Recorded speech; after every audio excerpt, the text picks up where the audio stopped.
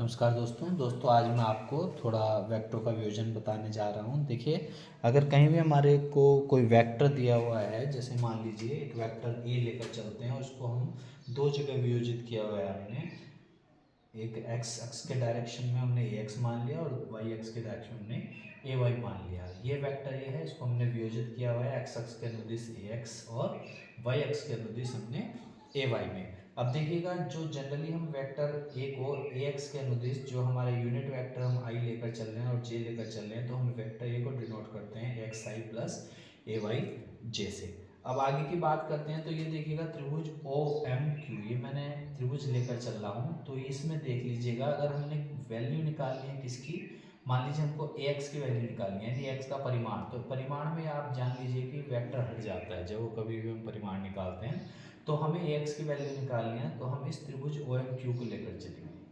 क्यों लेकर चलेंगे? क्योंकि देखिए, हमें इसमें ये वेक्टर ए है और ये हमारे पास ए एक्स है, यानी कि हमारे पास क्या वैल्यू पता है हमें। एक तो आधार, ये आधार है इस त्रिभुज का, ये जो आधार है ओ क्यू, इस ये हमें पता है ए एक्स है और हमारे पास कर्ण है ए। तो दोनों चीज हमें पता है, तो आधार और कर्ण किस में आएगा हमारा कोस थीटा में, इसलिए हमने कोस थीटा को लिया है। Cos theta equal to O Q upon O M, आधार बटा कर्ण, तो O Q upon O M. तो cos थीटा बराबर ओ क्यू की वैल्यू कितनी है हमारे पास ए एक्स, यानी इसका परिमाण लेकर लिख दिया हमने ए एक्स, और इसका परिमाण वेक्टर ए का क्या होगा, यानी कर्ण ए। तो cos theta equal to A X upon A, तो एक्स की वैल्यू कितनी हो जाएगी हमारे पास A cos theta, cross multiply हो जाएगी तो ए cos थीटा। इसी तरह से बच्चों साइन थीटा की वैल्यू हमने ज्ञात करनी है, तो साइन थीटा के लिए हम इस त्रिभुज को ले लेंगे ओ एम पी में। तो त्रिभुज ओ एम पी में हमने लिया, तो साइन थीटा इक्वल टू लंब बटा कर्ण। तो लंब देखिए, हमें लंब पता है, इसमें ये वैल्यू हमने दे रखी है ए वाई, और कर्ण हमारे पास है ही ए, तो दोनों का हमने परिमाण लिख दिया O P upon O M में, यानी ओ पी हुआ हमारे पास ए वाई ये, और ओ एम हमारे पास हुआ ए, अभी हमने लिया था ओ एम को, तो ए वाई हमारे पास हो जाएगा ए साइन थीटा। तो इस तरह से हमने देखा कि ए एक्स हमारा क्षैतिज घटक यानी ये वैल्यू निकल गई, और ऊर्ध्वाधर घटक यानी कि हमारा ए वाई ए साइन थीटा मिल गया। अब देखिए, दोनों आपके पास आ गए, ए एक्स भी और ए वाई भी। अब हमने क्या करना है, देखिएगा हमने यहाँ पर ए को निकालना है, ए यानी वेक्टर ए का परिमाण। तो जब हम वेक्टर ए का परिमाण निकालने की बात करते हैं, तो यानी कि ए की वैल्यू हमने फाइंड आउट करनी है, तो हमने क्या ले लेना है, इक्वेशन फर्स्ट और सेकंड दोनों का होल स्क्वायर कर दीजिएगा।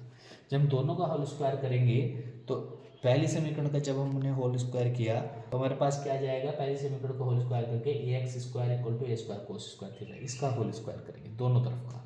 और इसी तरह से फिर दूसरी समीकरण A Y equal to A sine theta, यानी कि ए वाई का square equal to A square sine square theta, दोनों को जोड़ दीजिएगा, A X square plus A Y square, तो इन दोनों को जोड़िएगा, A square cos square theta plus A square sine square theta equal to A square, और ये ब्रैकेट में ये कॉमन ले लिया हमने, तो अंदर आ गया cos square plus sign square theta. अब हमें पता है कि sign square theta plus cos square theta हमारे पास क्या होता है, 1 होता है, इसकी जगह आप 1 रख दीजिएगा।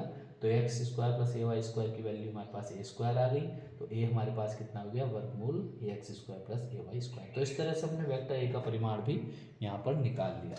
अब हमने थीटा निकालना है। थीटा यानी बच्चों देखो, जब कभी भी हमें कोण निकालने को कहे, तो इसका मतलब हमसे क्या पूछ रहा है, वो थीटा की वैल्यू पूछ रहा है। तो इन दोनों में ही थीटा की वैल्यू निकालने के लिए हमने क्या करना है, इक्वेशन सेकंड को फर्स्ट से डिवाइड कर दीजिएगा, यानी इक्वेशन सेकंड हमारे पास ये थी और इक्वेशन फर्स्ट हमारे पास ये थी, है ना, A Y equal to A sine theta और A X equal to A cos theta, दोनों को डिवाइड करेंगे तो देखिएगा डिवाइड करने में क्या आ जाएगा, A Y by A X equal to A sine theta upon A cos theta, A से ए कैंसिल, तो ये sine theta upon cos theta हमारे पास कितना, टेन थीटा।